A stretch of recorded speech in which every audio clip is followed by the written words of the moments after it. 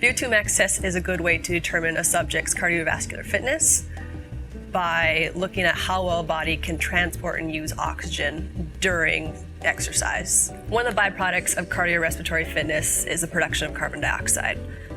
The more carbon dioxide you're expelling, the closer you're reaching that plateau before you go into anaerobic energy production, where you're no longer using enough oxygen to produce the energy you need, and so the body is not using oxygen to produce that energy, and at some point you'll have to stop because you need oxygen to continue getting that energy. The VO2 max number will be expressed in milliliters per kilogram per minute when on a treadmill. It's the way the blood is using oxygen and transferring it to the muscles that are using that oxygen. So the higher a VO2 max test can get, the higher the number they can get, the better their body is at transferring and using the oxygen during that exercise test. An average college student around the age between 20 and 30 will have a VO2 max of about 45 for males or about 35 for females.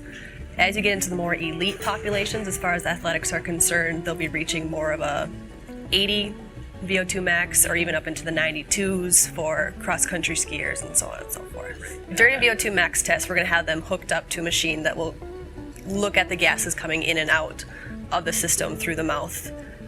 We'll be looking at how much carbon dioxide is being expelled from the body and how much oxygen is being used by the body. And by looking at the comparison between those two, we can figure out how much oxygen is being used and transported, and that's where the VO2 max number will come from.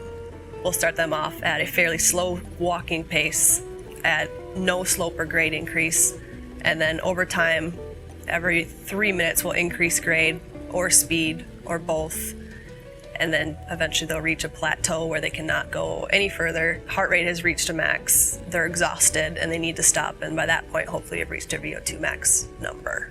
We'll look at their heart rate to make sure they've reached a true heart rate max, and a lot of times we'll base that on a predicted heart rate, which is usually 220 minus their age. We'll also look at how they're feeling throughout the test. We'll be asking them on a scale of 1 to 10, 10 being extremely tired, can't go any further, 1 being not tired at all. We'll ask them on a scale of how they feel of rate of perceived exertion. A lot of times in research, we'll do a pre-test, have them do some type of exercise intervention for a couple weeks, and then have them come back for a post-test VO2 max and to see how well they improved in their exercise capacity, or if they didn't improve by being sedentary for those 8 weeks or however long you had that intervention for. We can look at how well things changed over that time frame.